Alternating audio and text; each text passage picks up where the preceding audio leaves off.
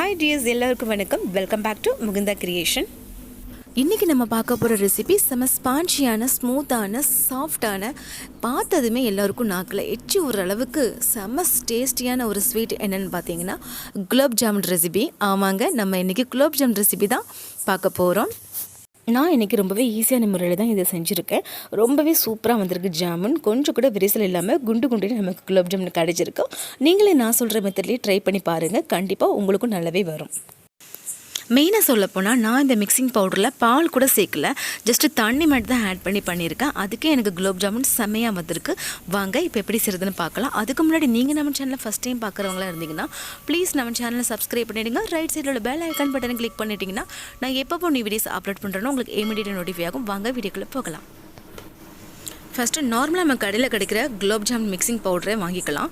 அதை இந்த மாதிரி ஃபில்டர் மட்டும்தான் நமக்கு ரொம்பவே ஸ்மூத்தான ஸ்பான்ச்சியான குலாப் ஜாமுன் கிடைக்கும். அதில் 1 டீஸ்பூன் அளவுக்கு ஏதாவது ஒரு எண்ணெய் சேர்த்துக்கோங்க. அதாவது வாசனை இல்லாத எண்ணெய் எடுத்துக்கலாம்.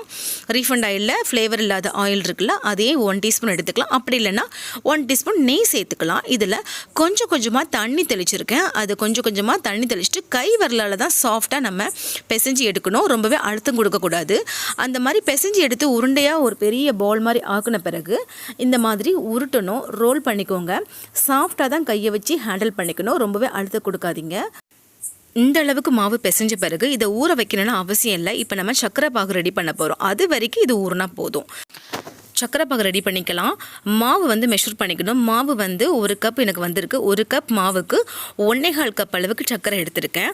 அதே 1.25 கப்புக்கு தண்ணியும் சேர்த்துக்கணும். அதாவது நீங்கள் கொஞ்சம் ஸ்வீட் அதிகமாக சாப்பிட்றவங்களா இருந்தீங்கன்னா 1.5 கப் தண்ணியும் 1.5 கப் சக்கரை எடுத்துக்கலாம். நான் இங்கே 1.25 கப் சக்கரை தான் எடுத்திருக்கேன். அதாவது மாவு 1 கப்பாக இருந்தால் மட்டும் 1.25 கப் சக்கரை, 1.25 கப் தண்ணி.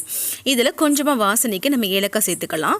இப்போ ஸ்டவ் ஆன் பண்ணிவிட்டு நல்லா கொதிக்க விடலாம். இது ரொம்ப நேரம் கொதிக்கணும் அவசியம் இல்லை. சக்கரை கரைஞ்சிட்ட பிறகு ஒரு 5 நிமிஷம் நல்லா கொதிக்க வச்சுக்கிட்டா போதும். அதுக்கப்புறம் நம்ம ஆஃப் பண்ணிடலாம். சில பேர்லாம் சர்க்கரை அதிகமாக ஆட் பண்ணுவாங்க. அதாவது 1 பங்கு மாவுக்கு 3 பங்கு அளவுக்கு சர்க்கரை சேர்ப்பாங்க. அந்த அளவுக்குலாம் கண்டிப்பாக சேர்த்துடாதீங்க. குலாப் ஜாமுன் சாப்பிடவே முடியாது, அந்த அளவுக்கு இனிப்பு கரிச்சு போய் இருக்கும்.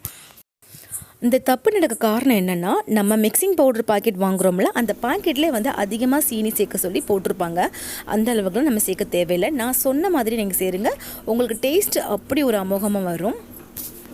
நான் சொன்ன அளவில் நீங்கள் சர்க்கரை சேர்த்துக்கிட்டிங்கன்னா சுகர் சிரப்பு கொஞ்சம் கூட வேஸ்ட் ஆகாமல் நம்ம யூட்டிலைஸ் பண்ணுற மாதிரியே ஆகிடும். இப்போது பிசைஞ்சு வச்ச மாவை நம்ம கையில் கொஞ்சமாக எண்ணெயோ நெய்யோ தடவிட்டு நம்ம சின்ன சின்ன உருண்டையாக எடுத்து நம்ம உருட்டிக்க போகிறோம். அதாவது கொஞ்சமாக மாவை எடுத்து உள்ளங்கையில் நல்லாவே ப்ரெஷர் கொடுத்து நம்ம அதை ரொட்டேட் பண்ணணும். அந்த மாதிரி ரொட்டேட் பண்ணால் மட்டும்தான் நமக்கு கொஞ்சம் கூட கீரல் இல்லாமல் வரும். மறுபடியும் ஒன்று செஞ்சு காமிக்கிறேன் பாருங்கள். கொஞ்சமாக மாவு எடுத்துக்கோங்க. அந்த மாவை உள்ளங்கையில் நல்லாவே அழுத்தம் கொடுக்கணும். அழுத்தம் ஏன் கொடுக்குறோன்னா, அதில் ஏர்ஸ் இருக்கும். அந்த ஏர்லாம் போகிறதுக்காக தான் நம்ம அழுத்தம் கொடுக்குறோம். அழுத்தம் கொடுத்த பிறகு நம்ம கை விரலால் மெதுவாக அதை சாஃப்டாக உருட்டணும். அதே அழுத்தத்தை மெயின்டைன் பண்ணக்கூடாது. அந்த ஏர்ஸ்லாம் போன பிறகு நம்ம சாஃப்டாக உருட்டி எடுத்துக்கணும். ஏன் அந்த ஏர்லாம் போகணும் பார்த்தீங்கன்னா, நமக்கு அப்போ தான் குலாப் ஜாமுன் வெடிப்பே இல்லாமல் வரும். அதுக்காக தான் பண்ணுறோம். இந்த மாதிரி எல்லாமே நம்ம உருட்டி வச்சுக்கலாம். இப்போ நம்ம ஆயிலை சூட் பண்ணிடலாம். ஆயில் சூடு பண்ணுறதுலேயே ஒரு ட்ரிக் இருக்குது. ஃபர்ஸ்ட் நம்ம ஆயிலை நல்லாவே ஹீட் பண்ணிக்கணும். அது நல்லாவே ஹீட் ஆன பிறகு அதை நம்ம ஸ்லோவாக சிம்மில் வச்சு குறைச்சி எடுத்துடணும். அந்த சிம்மு தான் லாஸ்ட் வரைக்கும் நம்ம மெயின்டைன் பண்ணிக்கணும். எக்காரணத்து கொண்டும் நம்ம தீயை ஹையோ மீடியமோ வச்சுக்கவே கூடாது. ஃபஸ்ட்டு ஆயிலை ஹீட் பண்ண பிறகு நம்ம சிம்மில் தான் மெயின்டைன் பண்ணிக்கணும். எல்லா பால்ஸையும் போட்ட பிறகு நம்ம உடனே கரண்டியால் கிளறக்கூடாது. ஒரு நிமிஷத்துக்கு அப்படியே விட்டுருங்க. அது கொஞ்சமாக நேரம் மாறும் பாருங்கள். அந்த டைமில் நம்ம கரண்டியால் அப்படியே கொஞ்சம் தள்ளி தள்ளி அந்த மாதிரி கிளறி விடணும். பாருங்கள், கொஞ்சம் கூட கிராக் இல்லாமல் சூப்பராக வந்திருக்கு. நான் சொன்ன மாதிரியே நீங்கள் செய்யுங்க. உங்களுக்கும் இந்த மாதிரி வெடிப்பே இல்லாத குண்டு குண்டு குலாப் ஜாமுன் ஈஸியாக கிடச்சிடும். சீக்கிரமாக நமக்கு ரெடி ஆயிரும். ரொம்ப நேரம்லாம் அந்த நிறம் மாறதுக்கு டைம் எடுத்துக்கிடாது. பால்ஸ்லாம் பொரிச்சு எடுத்ததுமே நம்ம சீனி பாகில் சேர்த்துடலாம். சீனி பாகு ரொம்பவே சூடாக இருக்கக்கூடாது. கொஞ்சமாக வார்ம் டெம்பரேச்சர் இருந்தாலே போதும். அந்த சூட்டுக்கும் நம்ம பொரிச்சு எடுத்த சூட்டுக்கும் கரெக்டாக இருக்கும். இந்த மாதிரி செஞ்சிங்கன்னா உங்களுக்கு 1 ஹவர்லேயே குலாப் ஜாமுன் ரெடி ஆயிரும். 3 ஹவர்ஸ் ஹாஃப் டேலாம் ஊற வைக்கணும் அவசியம் கிடையாது. இந்த மாதிரி நம்ம சீனி பாகு ரெடி பண்ணதுமே அது கொஞ்சமாக வார்ம் டெம்பரேச்சர் இருந்தால் போதும். நம்ம பொரிச்சு எடுத்ததுமே வெயிட் பண்ணாமல் அதிலே நம்ம சேர்த்துடணும். அப்போ உடனே நமக்கு 1 ஹவர் கழித்து பார்த்தீங்கன்னா நமக்கு குலாப் ஜாமுன் ரெடியாக இருக்கும். இப்போ நான் மிக்ஸ் பண்ணி விட்டுட்டேன்.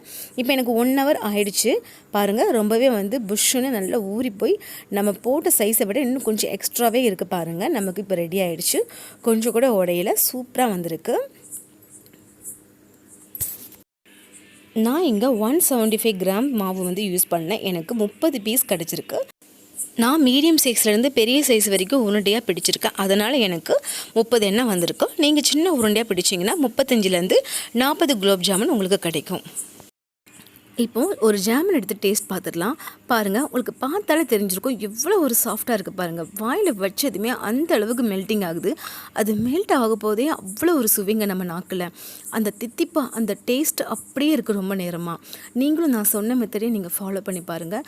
ரொம்பவே சூப்பராக வரும் குலாப் ஜாமுன். நான் சொன்ன மெஷர்மெண்ட்லேயே நீங்கள் எல்லாமே எடுத்துக்கிட்டிங்கன்னா எல்லாமே பக்காவாக வருங்க. கொஞ்சம் கூட வந்து சீடிப்பாகவும் மிஞ்சாது.